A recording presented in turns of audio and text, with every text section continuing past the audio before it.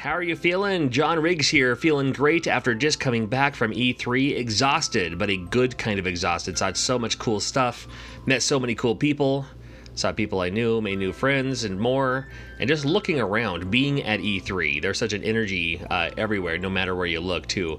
Like New Wave Toys here, that change machine was a power charger for your arcade unit. So if you have like a mini arcade, the change machine is your, you can plug that into your power, then you can plug your machines into it.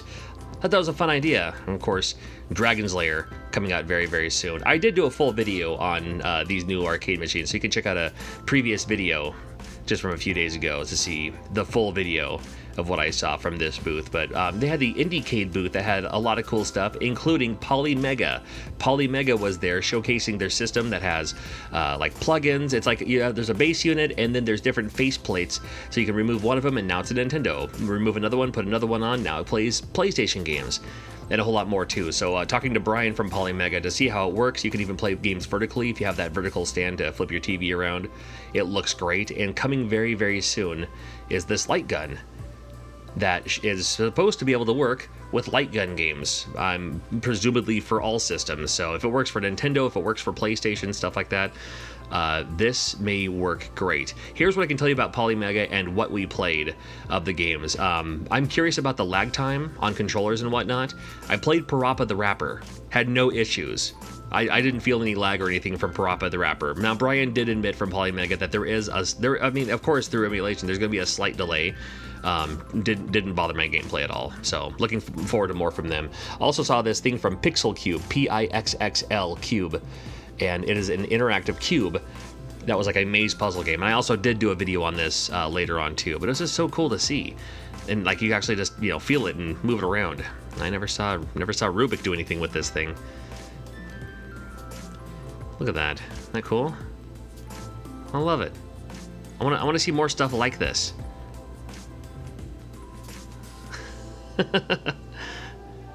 And the ability to get different mazes or stuff like that too. It was just interesting to see. Look at this. Hopefully you had a chance, if you're at E3, to swing by the Indiecade booth to see not only these things and a whole lot more too. It was nice to see, especially, like right next to Nintendo, as you can see in the background. They're also, showing love to these independent developers, independent designers, and so much more too. Like I said, just being there. Everyone's talking about Luigi's Mansion 3 and whatnot, but I liked looking for the things that no one else is talking about. I stopped by the Bionic My Arcade booth, and My Arcade is doing this giant portable. It's almost like the screen size is almost the size of like an iPad or something. But it plays, it has a screen switch and everything. It plays Nintendo games. You can also do the screen thing on the fly. There's your power. Looks like micro USB. Get your headphone jack up there as well. Nicely done. I was like looking at the back of the sides and seeing what else you can see on all these things too. You can play it off of this. There's also like a kickstand in the back, so you can prop it up, or you can just play it portable, like if you're flying with it or something like that. Underneath, that's where you put your Famicom cartridges. So you got Famicom underneath.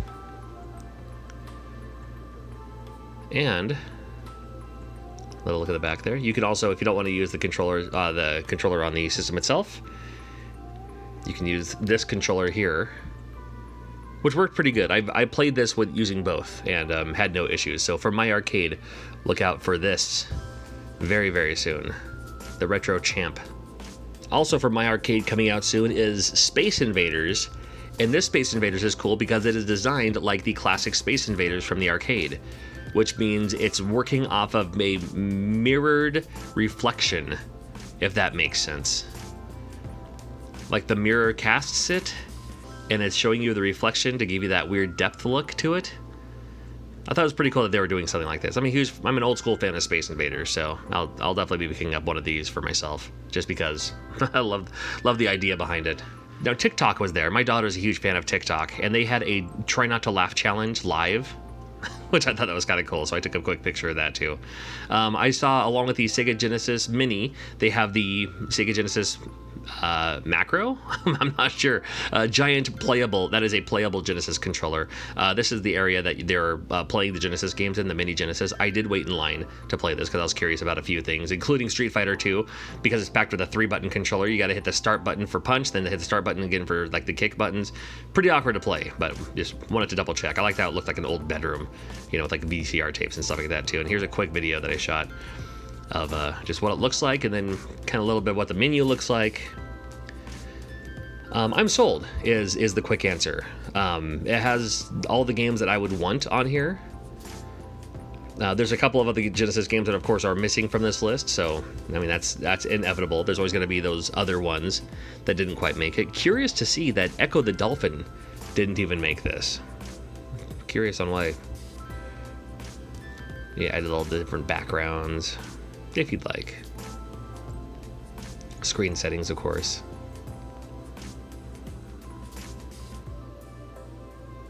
Neat.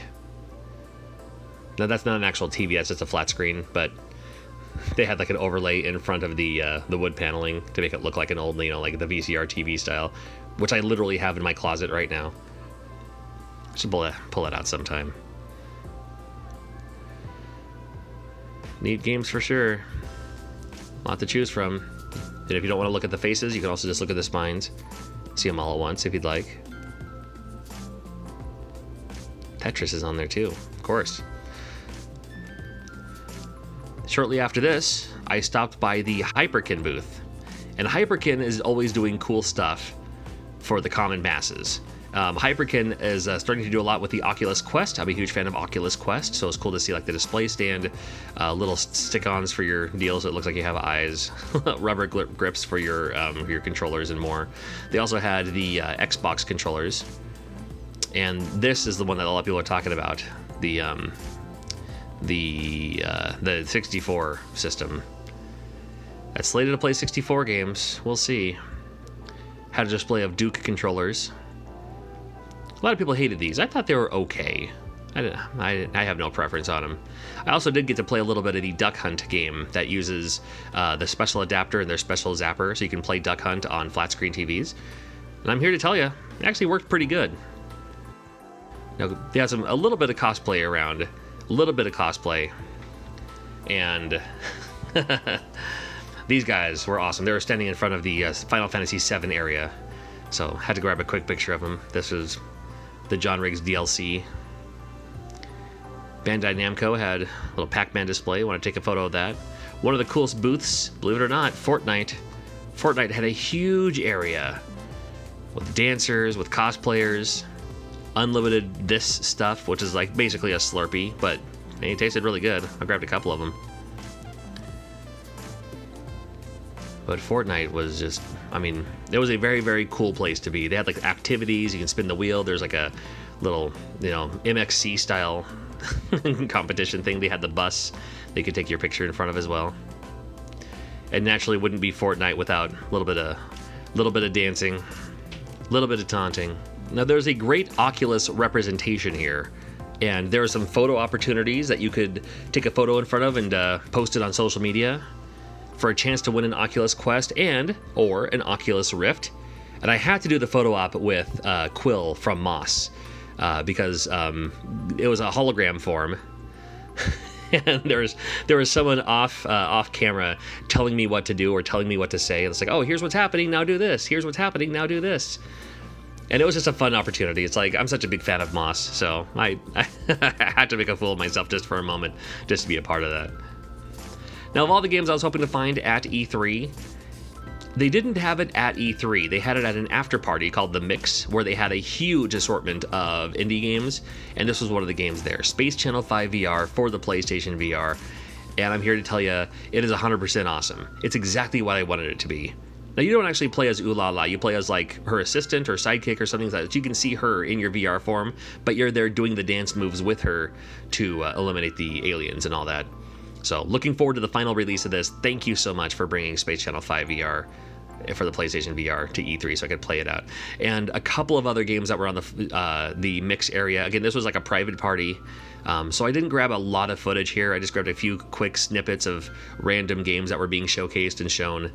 at this event. A couple of the games are still very early development. So, you know, they were like, could you not quite do, you know, video yet? Like, wait for an announcement. So I was like, that's fine.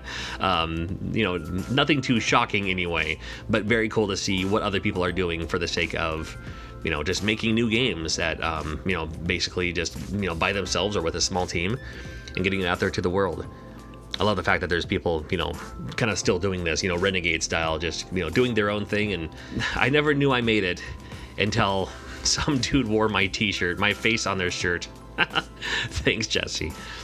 All in all, a fantastic time at E3. So many cool people, met so many fun games, saw things. I mean, this was my very, very first E3. I'm hoping I'll get a chance to go back next year as well. I do have more E3 videos coming up. I did a couple of them earlier. Watch out for Metal Jesus' channel. There's going to be a huge E3 recap. And I picked up just so much swag that it barely fit my suitcase. So the next video you'll see is all my E3 swag. Looking forward to it. Till next video, take care. We'll see ya.